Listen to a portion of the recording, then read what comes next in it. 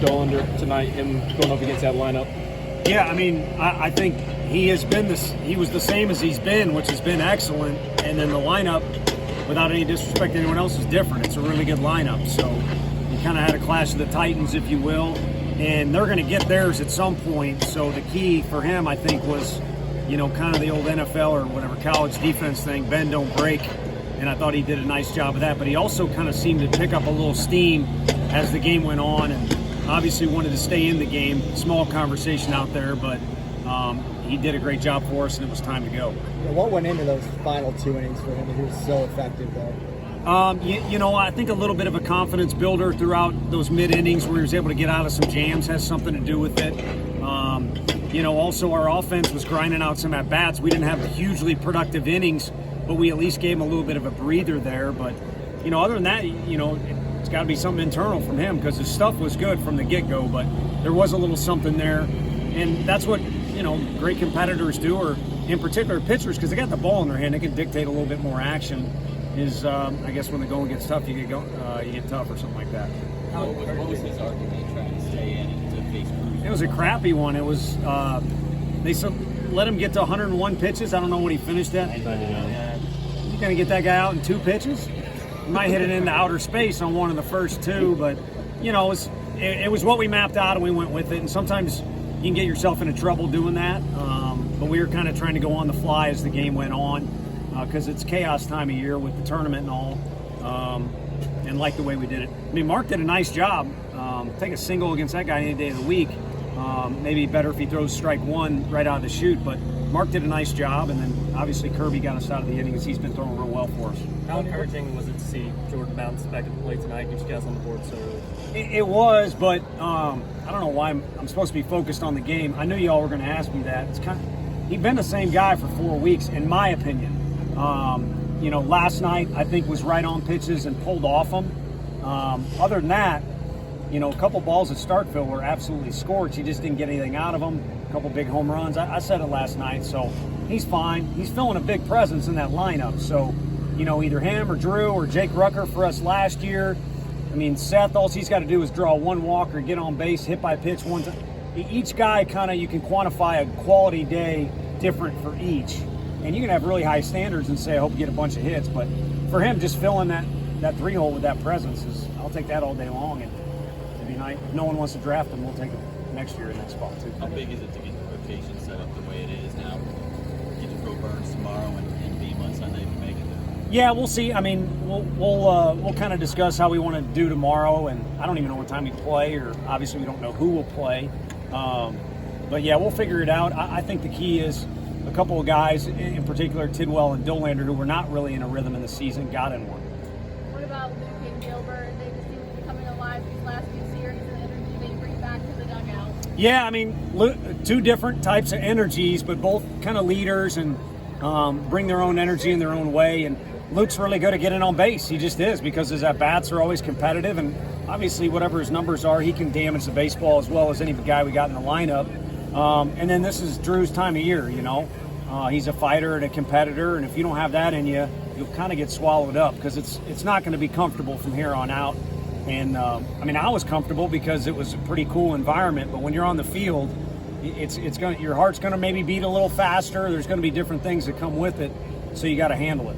Tony, this isn't really one of the guys that shows a lot of emotion when he's out there on the mound, but after that 5th inning where infield had a couple errors, what would you see from him and then the team's response in the bottom of the 5th? Yeah, I think a little bit of that, my read on that was he's picking up his teammates.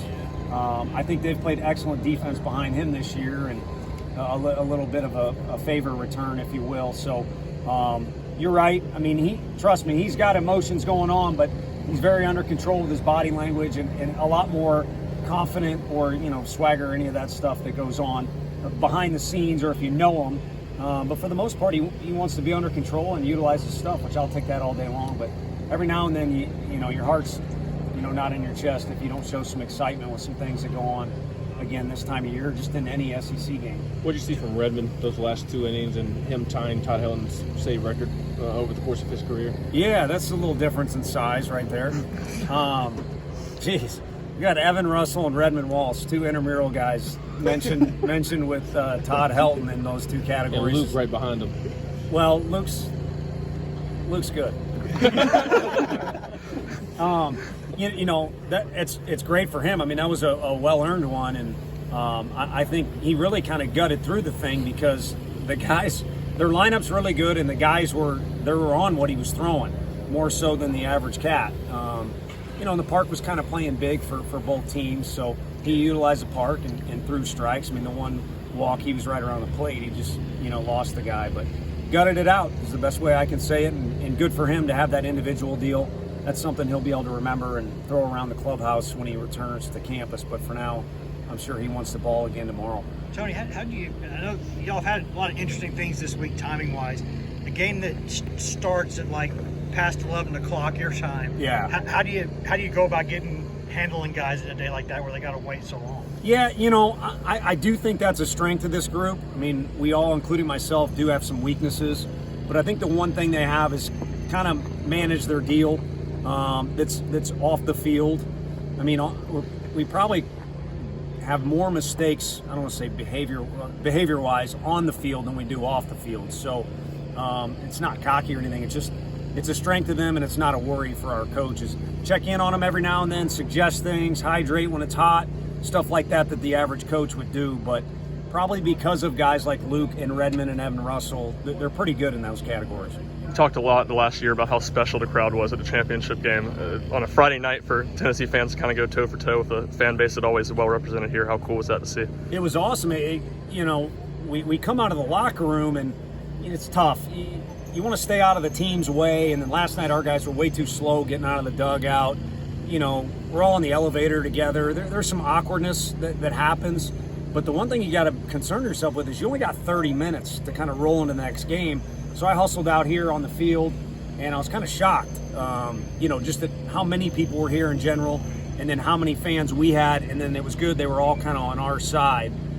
So it was all both sides. I mean, I said at my in-game interview, you know, two pretty cool different cultures.